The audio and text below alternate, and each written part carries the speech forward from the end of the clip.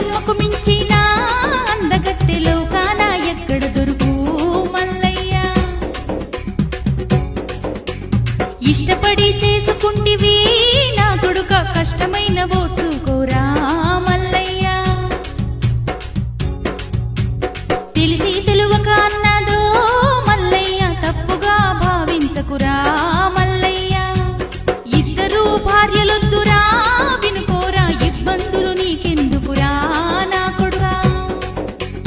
నేను వచ్చి నచ్చ చెప్పుతా మల్లయ్య మేడాలకు బుద్ధి చెప్పుతా నా కొడుకా. పద మల్లన్న పద మేడాలమ్మను చేరుకుందాం. అమ్మా రోగిష్టి రూపంలోనే మేడ